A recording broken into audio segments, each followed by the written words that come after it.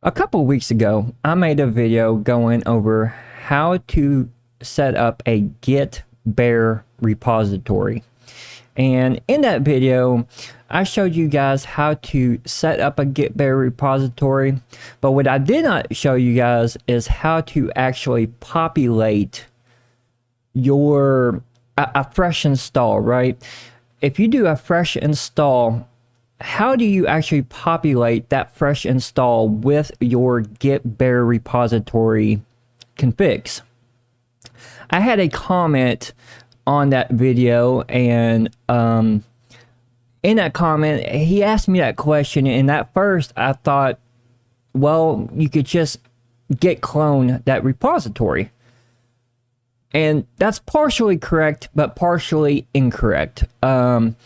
Today, I had the same issue. I recently done a fresh install of Gentoo, and I was setting up everything that I had set up previously, and I was doing my Git stuff, and I just did a git clone on my repository, and it didn't clone it the way that I originally thought it would.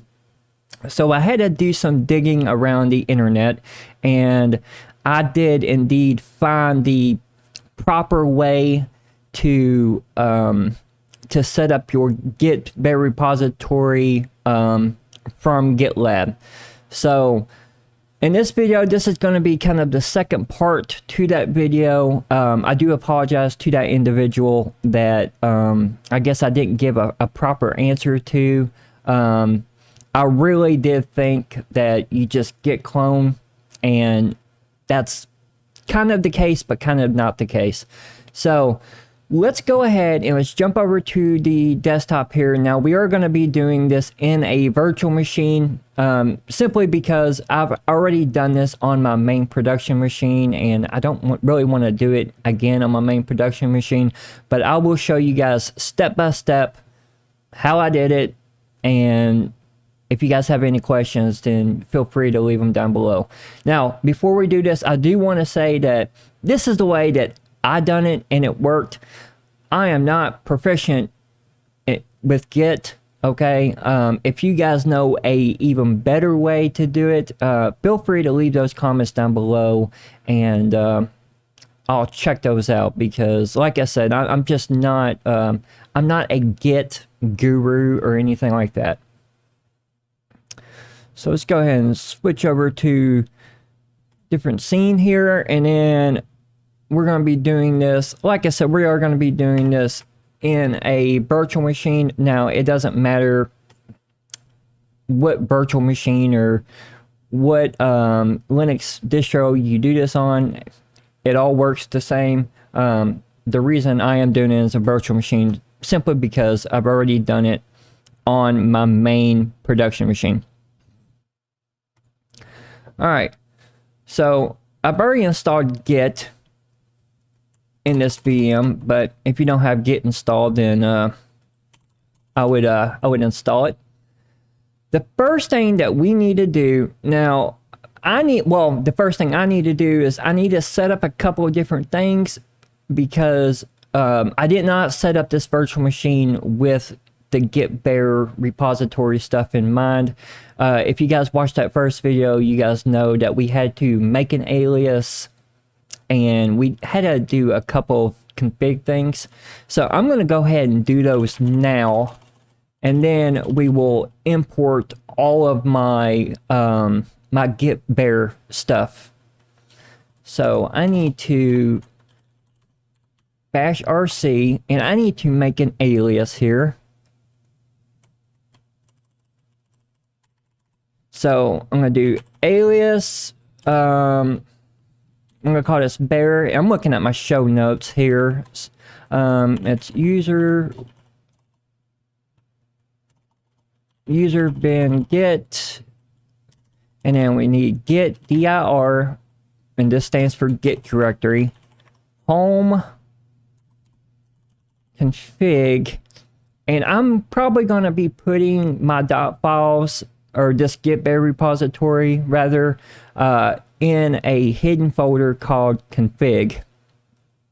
So that's kind of where I like to put all of that type of stuff.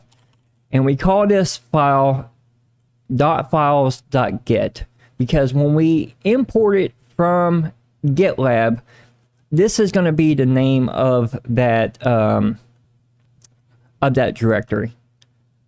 And then we do work tree equals s home. And I believe that is, it looks correct there. Save it. And now I need to source bash rc.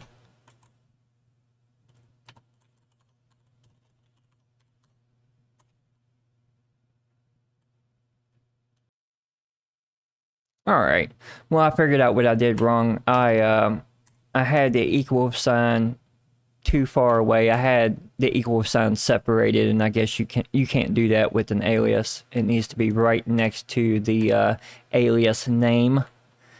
So that was my fault. So next thing we need to do is we need to change directory into our config directory, and we need to grab our GitLab repository and stick it on our computer here. So we're gonna change into config, and now we're gonna do a git clone bear. You need to have the bear flag right there. Okay, and this is going to tell Git that this is a Bare repository. It's not a regular repository. So I believe I know the address here, but if not, then I can grab it real fast. It's gitlab.com co smith1.files.git. I believe that's it. And look at that. That was it. Alright, so if we change into our .files.git, this is what you're going to have in here. You're not going to have all of this stuff that you would normally have with a git clone. This is how your Bare repository should look. So now what we can do is we can do a Bare status. We can figure out the status of the Git Bare repository, figure out what needs to be unstaged, and figure out what we can actually put back on our system. So we can do a Bare status. Make sure you do your alias and not Git. And as you can see, if I do a Bare restore staged, I can restage or unstage my ZSH file, my readme.org, or any of those other files. So if I do Bare restore staged, and then I'm going to do ZSHRC, and I'm going to do readme.org. And if I do an ls at home, I should have my readme.org there. Now do not.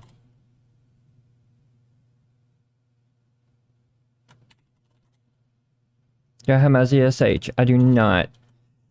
Bare status.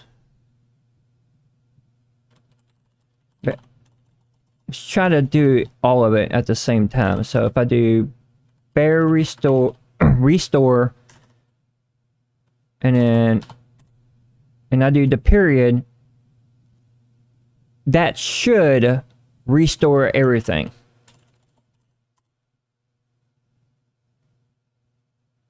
And it did.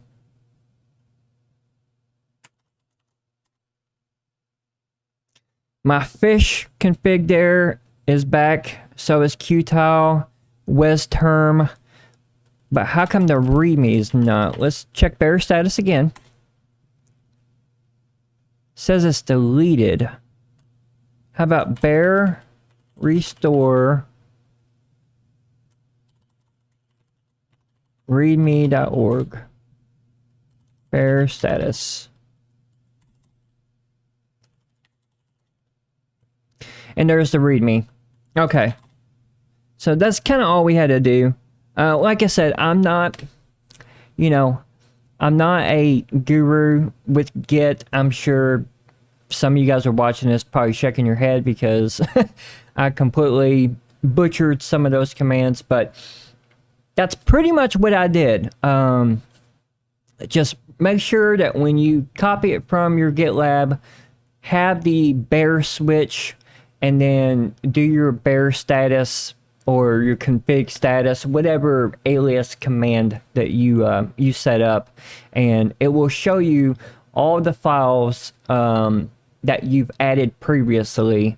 And you can go back and you can select one by one if you wanted to, or you can kind of do like I did and just put it all back on your system. So I hope this helps somebody, and I do apologize to that individual that I kind of gave a nonchalant answer to, that I really didn't do the proper research that I probably should have done when I gave that answer. But yeah, I hope this helps someone, and leave me a comment down below. And yeah, if you guys run into any trouble, I'm willing to help. So I want to thank you guys for watching. Until next time, you guys take care, be safe, and peace. Bye, guys.